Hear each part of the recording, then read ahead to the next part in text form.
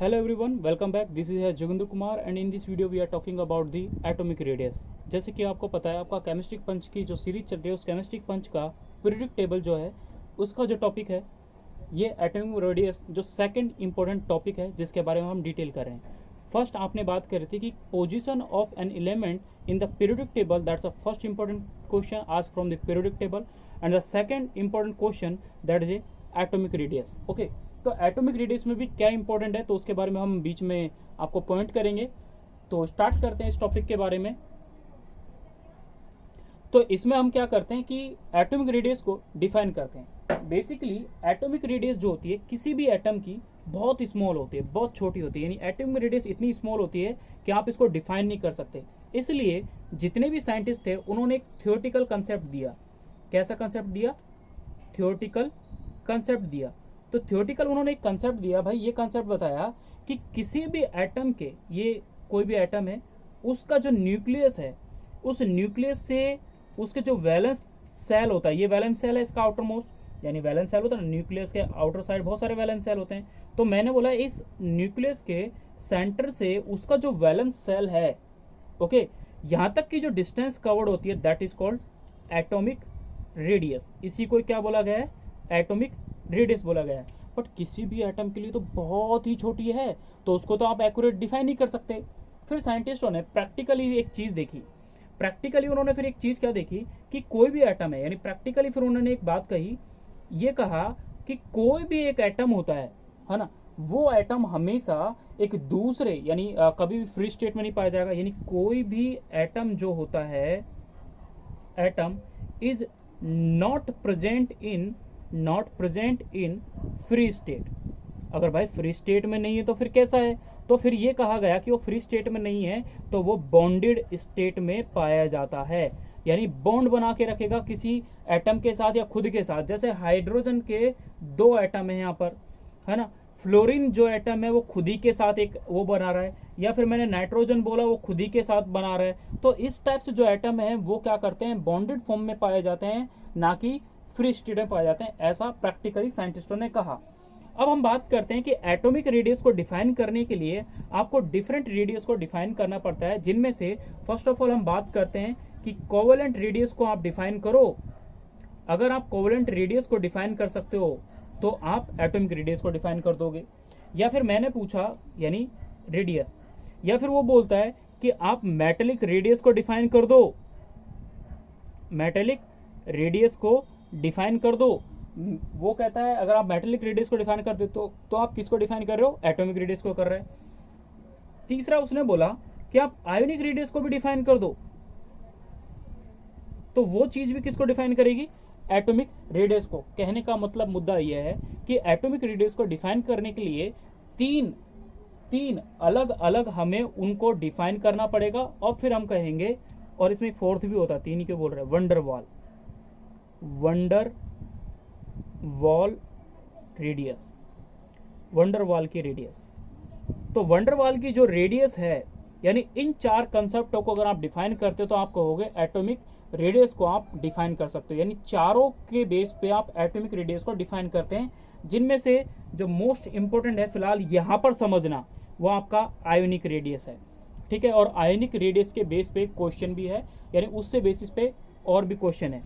अब तो है क्या, तो हम सबसे पहले डिफाइन करते हैं कोवेलेंट रेडियस. तो हेडिंग लिखें पहली, कोवेलेंट रेडियस. ठीक है, कोवेलेंट रेडियस सबसे पहला पॉइंट इसका ये होता है कि कोवेलेंट रेडियस जो होती है it is present in between two non metal. सबसे पहली चीज क्या है? नॉन मेटल्स के बीच में ही कोवेलेंट बॉन्ड पाया जाएगा, यानी कोवेलेंट रेडियस पाई जाएगी. तो होता क्या है वो चीज देखते हैं. ये कोई एक एटम है, ओके, ये एक एटम है, एक दूसरा एटम ये मैंने बना दिया. अरे यार बड़ा क्यों बन गया? ये एक और एटम है, ये इसका सेंटर है, ये इसका सेंटर है. इसके सेंटर से और इन दोनों एटम के सेंटर से जो डिस्टेंस की जाती है this is called covalent radius. इसी को ही कोवेलेंट रेडियस कहा जाता है. लेकिन किसी भी एटम के डिस्टेंस न्यूक्लियस से उसके सेल तक की जो डिस्टेंस होती है उसको क्या बोला गया था? Atomic radius. तो आपको एक चीज क्या याद रखनी है यहाँ पर, आपको ये चीज़ याद रखनी है कि कोवेलेंट रेडियस जो है, ठीक है, यानी जब आप किसी भी एटम की अगर कोवेलेंट रेडियस को निकालेंगे, सेंटर से कहाँ से पास कर रहे हैं भाई, कहाँ से कर रहे हैं हम ये, तो आप जब किसी भी एटम के अंदर ये देखेंगे कि कोवेलेंट रेडियस बड़ी होती है या एटॉमिक रेडियस, तो सबसे पहली चीज atomic radius is greater then the covalent radius. Atomic radius हमेशा बड़ी होगी किससे, कोवेलेंट रेडियस से, ये चीज आपको ध्यान रखनी है। अब ये चीज तो हो ही गया भाई, ये तो आपको याद भी रहेगा, बट हमें इतना डिटेल में इसको जाना भी नहीं है और इम्पोर्टेंट क्या है हमें वो बताना है। तो सबसे इम्पोर्टेंट पॉइंट एक लाइन लिख लें इसके लिए कि वहन जब भी single covalent bond present between, यानी सिंगल कोवेलेंट बॉन्ड जो होता है present between two non metal then जो सबसे शॉर्टेस्ट हाफ डिस्टेंस होते, shortest half distance between them is known as covalent radius। देखो अभी इसमें इंपॉर्टेंट चीज क्या है समझे। सपोज करो मैंने एक एटम दे दिया आपको, एटम क्या दे दिया, मैंने लिख दिया एक ऑक्सीजन मॉलिक्यूल लिख दिया, एक मैंने O3 मॉलिक्यूल लिख दिया, एक मैंने नाइट्रोजन मॉलिक्यूल लिख दिया, एक मैंने हाइड्रोजन मॉलिक्यूल लिख दिया।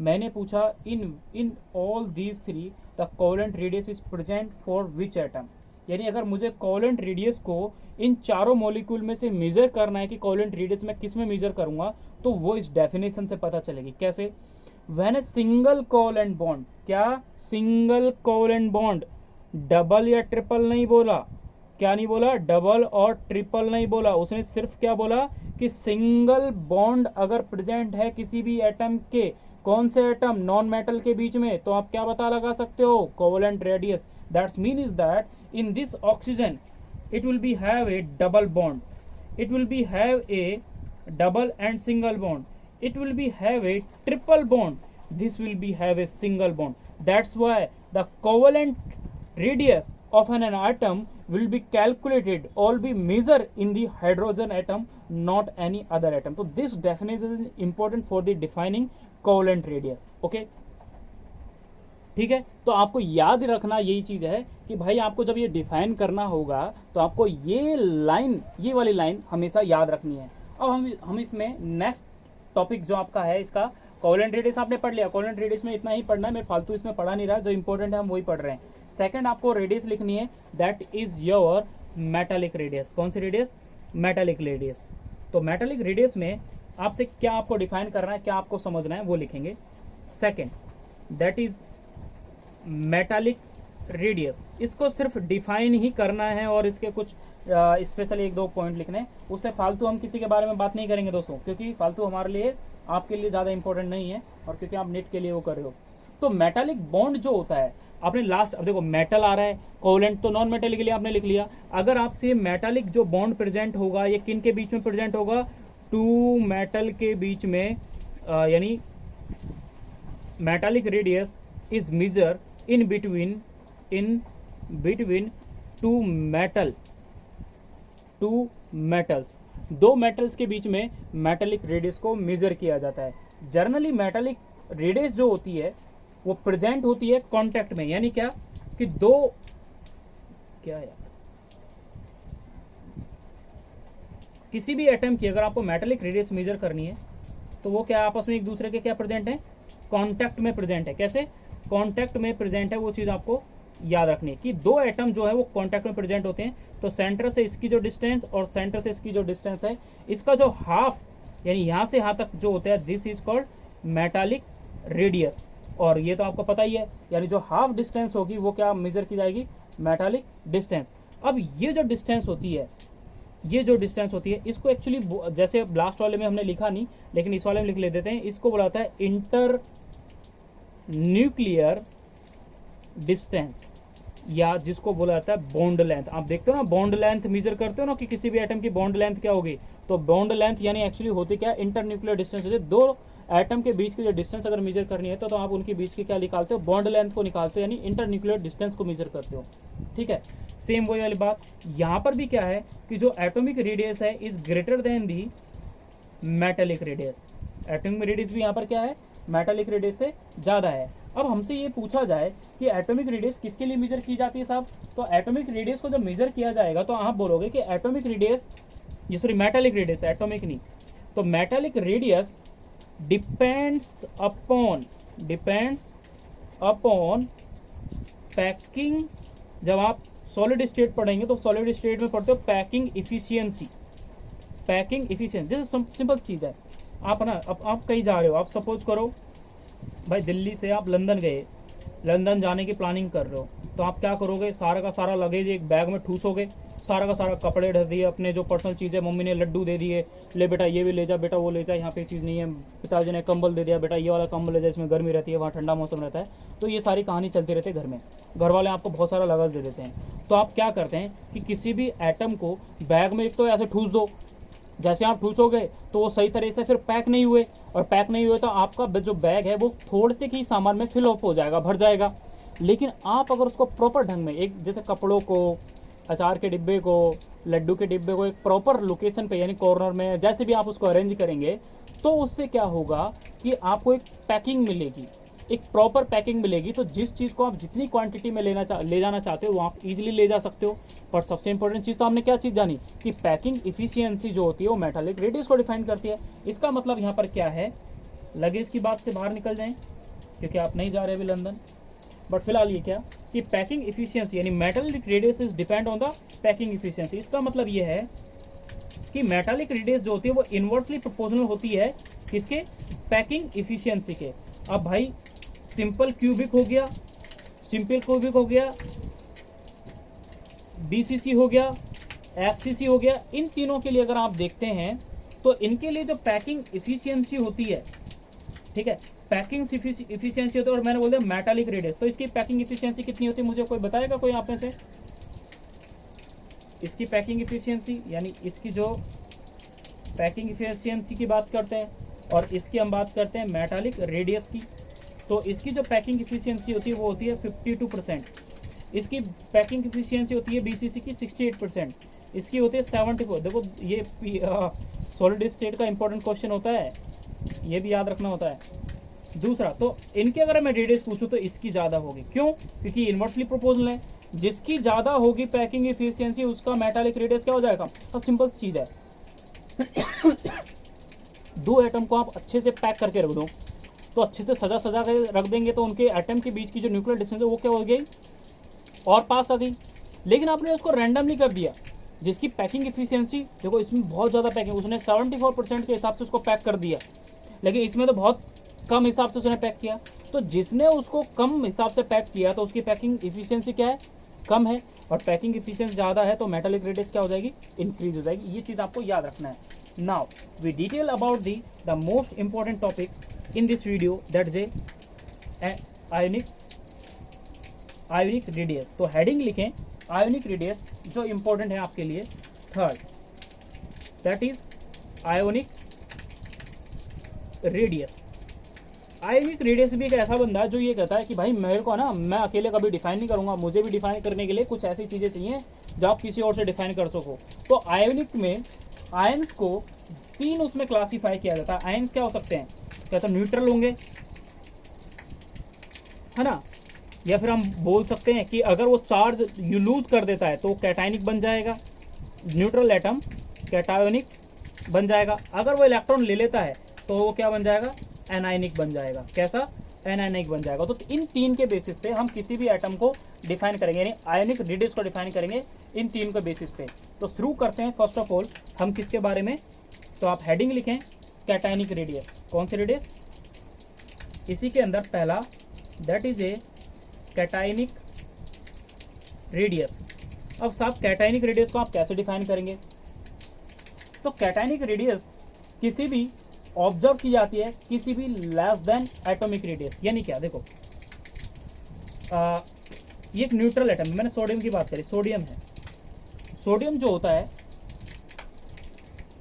अब जैसे देखो मैंने यहाँ पे लिखा सोडियम है, अब सोडियम के आप इलेक्ट्रॉनिक कॉन्फ़िगरेशन करते हैं तो 1s2 2s2 2p6 3s1 आता है ना, ये इसकी एक नॉर्मल वो है। अब मैं इसका क्या है ऐसे सेल के अंदर इसको रिप्रेजेंट करता हूँ, तो कितने सेल हैं, एक सेल, दो सेल, तीसरा सेल, तो 3 सेल मैंने बना दी है। तो इसके एक सेल के अंदर यहाँ पर न्यूक्लियस पॉजिटिव चार्ज, 1 इलेक्ट्रॉन यानी 2 इलेक्ट्रॉन यहाँ रिवॉल्व कर रहे हैं, 8 इलेक्ट्रॉन यहाँ पर रिवॉल्व कर रहे हैं,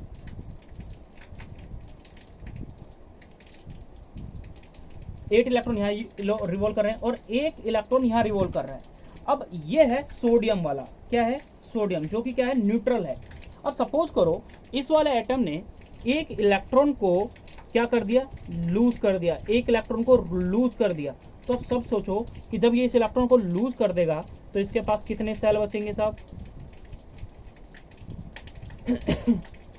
इसके पास 2 सेल बचेंगे, यानी क्या, होने को तो इसके पास 3 सेल ही हैं, लेकिन अब यहाँ पर क्या हुआ कि 1 इलेक्ट्रॉन, दूसरा इलेक्ट्रॉन, 8 इलेक्ट्रॉन यहाँ पर हैं,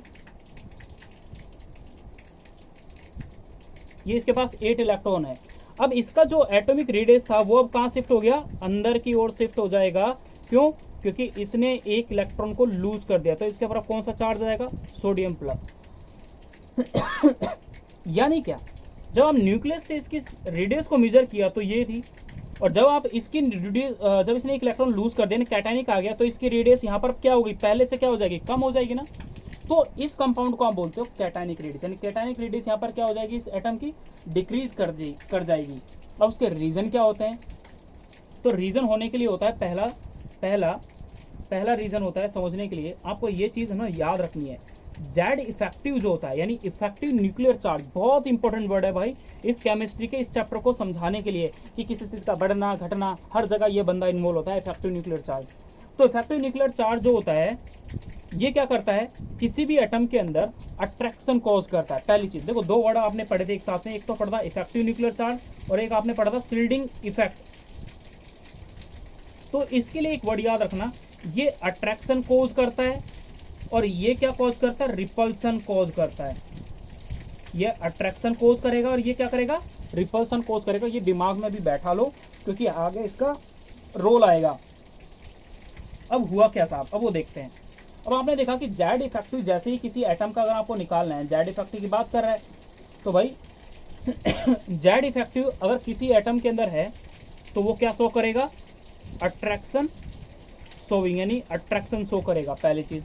और अट्रैक्शन अगर सॉल्व करेगा तो सिंपल सी चीज है, सोचो ये वाला एटम है, अगर वो अट्रैक्शन शो कर रहा है तो बाहर वाले एटम को क्या कर रहा है, पास ला रहा है, बाहर वाले एटम को अट्रैक्ट कर रहा है अपनी ओर, और अट्रैक्ट कर रहा है तो बाहर वाली रेडियस जो थी अब वो उसकी क्या हो जाएगी, कम हो जाएगी। पहले अगर एटम को अंदर अट्रैक्ट कर लेगा तो उसकी रेडियस क्या हो जाएगी, कम हो जाएगी। That's means that if effective nuclear charge will be increasing then attraction will be increasing, और अट्रैक्शन अगर इंक्रीज करेगा तो डिस्टेंस या रेडियस जो होती है किसी भी एटम की वो क्या कर जाएगी, डिक्रीज कर जाएगी। That's a important point. पहली चीज लिखा आपने ये क्या शो कर रहा है, अट्रैक्शन। दूसरा लिखें आप कि अगर सपोज करो शील्डिंग इफेक्ट अगर इंक्रीज करे, शील्डिंग इफेक्ट अगर इंक्रीज करेगा तो रिपल्सन शो करेगा। क्या शो करेगा, रिपल्सन शोविंग।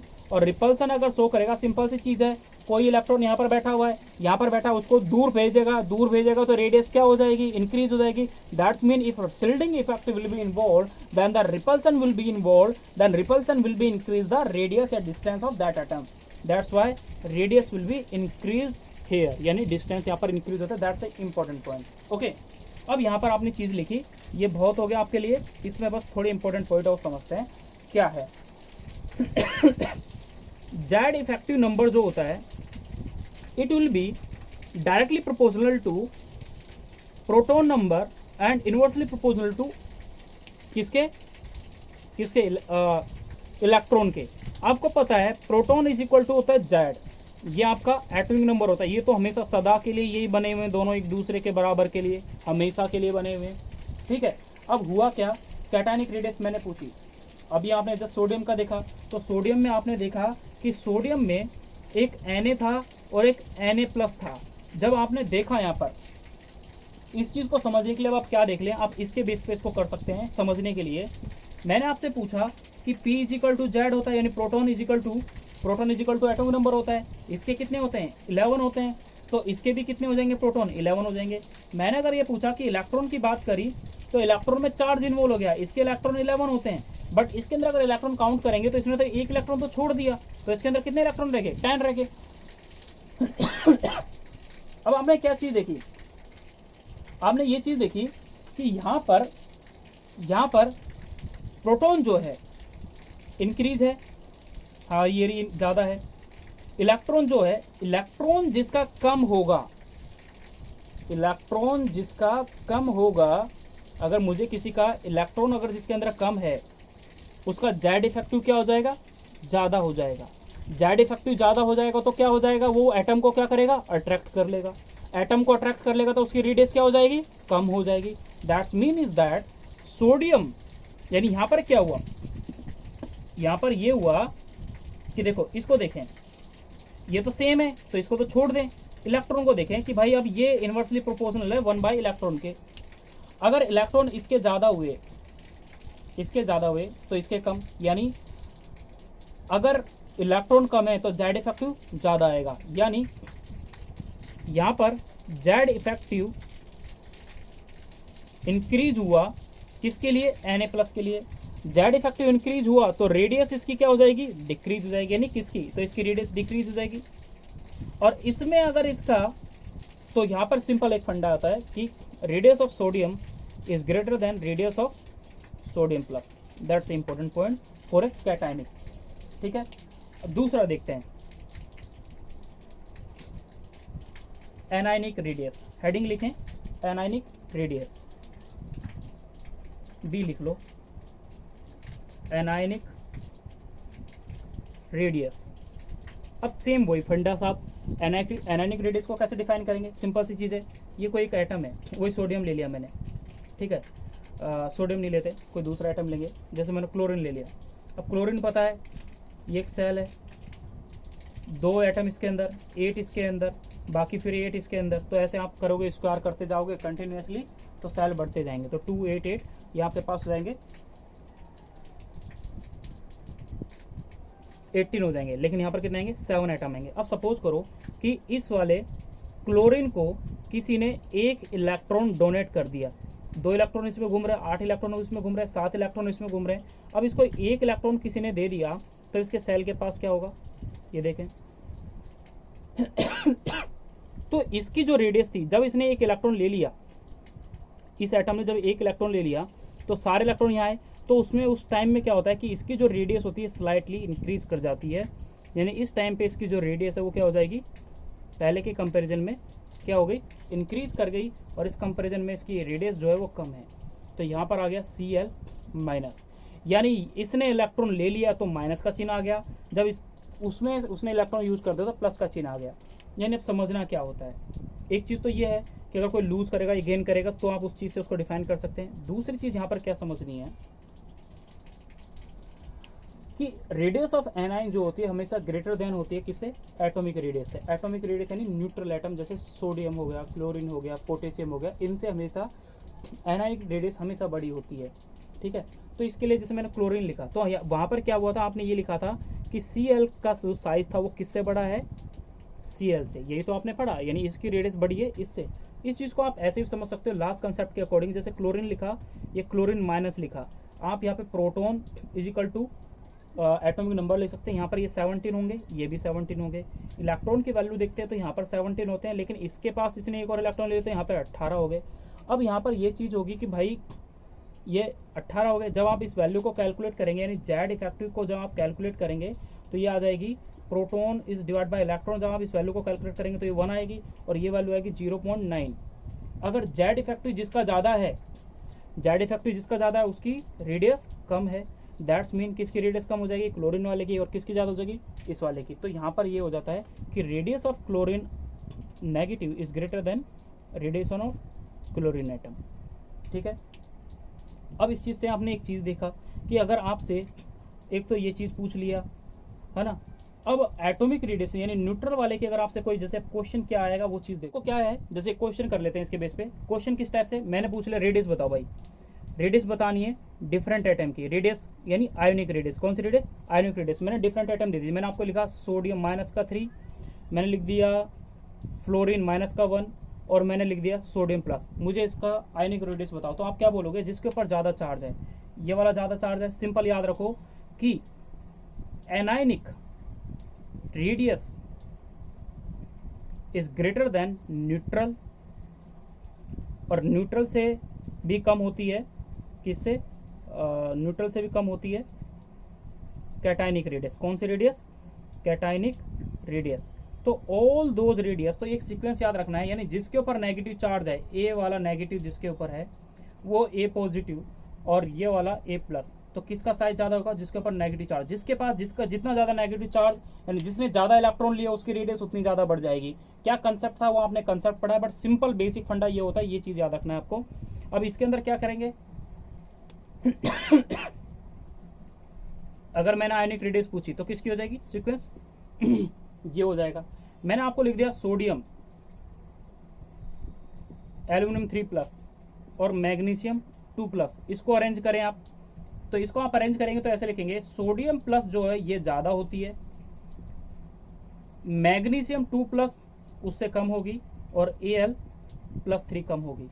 यानी अगर आपको सेम सेम दे दे, यानी 3 देखेगा जी, जैसे ये दोनों दे दिए प्लस प्लस और माइनस वाली, तो माइनस वाली सबसे बड़ी होती है, फिर प्लस वाले होते हैं। कंसेप्ट क्या है वो आपने देखा है, माइनस माइनस सबसे बड़ी, फिर न्यूट्रल, फिर पॉजिटिव छोटी होती है सबसे। तो यहाँ पर एटॉमिक रेडियस यानी प्लस का जिसके ऊपर सबसे ज़्यादा चार्ज, उसने ज़्यादा इलेक्ट्रॉन छोड़े, और ज़्यादा इलेक्ट्रॉन छोड़े तो उसका सेल उतने ही कम हो गए, और सेल उतना ही कम हुआ तो उसका साइज उतना ही कम हो जाएगा। ये चीज़ आपको ध्यान रखनी है। तो ये बेसिकली कुछ टाइप से ऐसे क्वेश्चन होते हैं जिनको आप जैसे किसी भी बेसिस पे आप कर सकते हो, ठीक है। या फिर मैंने एक आइटम दे दिया, देखो सेम टाइप का, आप मुझे उसमें बताएं। जैसे मैंने आपको लिखा आयोडीन, ठीक है, आयोडीन माइनस या फिर आयोडीन प्लस। पीएम पेपर में ऐसा क्वेश्चन आता है। अब ये पूछ लेते हैं which one have the largest size ionic radius, सबसे बड़ी रेडियस किसका है, सबसे बड़ा साइज किसका है। तो आप जिसके ऊपर नेगेटिव साइन होगा आप उसको टिक कर देंगे, तो आंसर हो जाएगा ये वाला।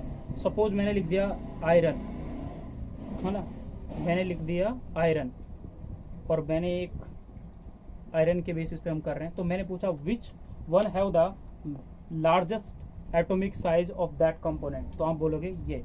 मैंने बोला स्मॉलेस्ट साइज इनमें से कौन सा है, सबसे स्मॉलेस्ट, तो ये वाला हो जाएगा। ये स्मॉलेस्ट रेडियस है इसकी, और अगर रेडियस स्मॉलेस्ट है तो यानी उसका साइज भी क्या है, स्मॉलेस्ट है। इसकी जो रेडियस जो है यानी लार्जेस्ट रेडियस है, लार्जेस्ट रेडियस है यानी साइज उसका क्या है, लार्जेस्ट है। दोस्तों ये आपका टॉपिक हो गया है अप्रोक्सीमेट, ठीक है। अब हम इन सबों में लास्ट में एक पॉइंट और लिखेंगे, लेकिन उससे पहले मेरे को एक छोटा सा पॉइंट और बताना है, that is a wonder Waal radius. क्या बतानी है, वंडर वाल रेडियस। तो हेडिंग लिख लें आप एक बार, 4th इसमें van der Waals radius. Van der Waal radius को हमें डिफाइन करना है, और वंडर वाल रेडियस को डिफाइन करने के लिए वंडर वाल रेडियस को डिफाइन करने के 2 आइटम को यूज़ किया जाता है। यानी क्या, अलग अलग उसमें इसको डिफाइन किया जा सकता है। सपोज करो कि कोई भी 2 आइटम है, ठीक है, यानी 2 न्यूक्लियस होते हैं एडजेसेंट एटम के, है ना। जैसे क्या, एक एटम मैंने ये बनाया, एक एटम मैंने ये बनाया, एक और जो एटम होगा वो इनके बिल्कुल टच में होगा, यानी ये वाला मैंने बना दिया एक और एटम, ये 2 आपस में टच में, इनकी बीच की डिस्टेंस, इनकी बीच की डिस्टेंस। अब इन 2 एटम के बीच की जो डिस्टेंस होते हैं, मैं अगर डिफरेंट एटम की बात करूं, जैसे यहाँ से यहाँ तक की, जो इसका हाफ डिस्टेंस होता है इस एटम के न्यूक्लियर डिस्टेंस, यानी सिंपल सी चीज़, half distance in between the nucleus of adjacent atom. जो एडजेसेंट एटम होते हैं उनके न्यूक्लियस की जो एटम की 2 डिफरेंट मोलिक्यूल, एक डिफरेंट मोलिक्यूल ये रहा, एक मोलिक्यूल ये रहा, एक मोलिक्यूल ये रहा, 2 डिफरेंट मोलिक्यूल है, इनकी जो हाफ डिस्टेंस होती है, हाफ डिस्टेंस होती है, उसी को क्या बोलाता है, वंडरवाल रेडियस बोला जाता है, ठीक है। तो वंडरवाल रेडियस के बारे में आपने देखा कि वंडरवाल रेडियस क्या है। तो ये भी किसी भी एटम के लिए आप इसको मेजर कर सकते हो। मेजर करने के लिए आपको क्या है, साइज को चेक करना होता है। अब सबसे इम्पोर्टेंट चीज़ जो आपको याद रखना है, रेडियस ऑफ वंडरवाल यानी van der Waal radius is greater than radius of metallic is greater than radius of covalent. That's important. Delhi में एक मेडिकल कॉलेज है जिसका नाम है VMMC, Vardhman Mahavir medical college, जिसमें हर कोई बच्चा, खासकर राजस्थान के बच्चों को मैंने देखा है डेडिकेशन, कि राजस्थान के बच्चों का एक डेडिकेशन होता है। क्या तो दो कॉलेज में जाने को उनको बहुत मन होता है। एक तो सफदरजंग हॉस्पिटल यानी VMC, या फिर वो मौलाना आज़ाद, दो उनके डिज़ायर होते हैं। राजस्थान के बच्चों की बात कर रहा हूँ, जिनमें से वंडरवाल रेडियस ये वाला आपका IIT एम्स में जिपमर के पेपर में, यानी कौन सा ऐसा पेपर है जिसमें ये नहीं आया हो, और नेट के में तो पूछा जा चुका है, उन सब में ये क्वेश्चन पूछा हुआ है। और सबसे इजी और सबसे फुद्दू क्वेश्चन है कि आपको ये याद रखना है कि VMC बस कि वंडरवाल रेडियस ज़्यादा होती है किससे, मेटालिक से और कोवेलेंट रेडियस से। ये इंपॉर्टेंट पॉइंट है। ये आपका बेसिक था जो आपको इस पूरे वीडियो में समझना था, जो इम्पोर्टेंट था। एक वीडियो में थोड़ा सा अलग से बताऊंगा कि कुछ ऐसे फैक्टर भी होते हैं जो साइज और रेडियस को इंक्रीज भी करते हैं, डिक्रीज भी करते हैं। वो एक नॉर्मल वीडियो बनाऊंगा जो आप उसको देख सकते हैं। बट उससे पहले मेरे को एक वीडियो बनानी जिससे बहुत ही ज़्यादा 11, 13, 15, 16, 18 इन सालों में हर साल नीट में क्वेश्चन पूछा गया है। तो वो वीडियो आपको नेक्स्ट मिलेगा, और उसके बाद आपको इसके कुछ इंपॉर्टेंट की रेडियस कैसे कैसे इंक्रीज करेगी, क्या इसके इंपॉर्टेंट कैरेक्टर हैं, और किस किस की रेडियस की यानी डी ब्लॉक और एफ ब्लॉक के एलिमेंट्स के बारे में कुछ एक्सेप्शंस की वीडियो जो है वो अपनी नेक्स्ट वीडियो में मैं डिस्कस करूंगा। तो दोस्तों, thank you for watching video. If you like then please support and thank you.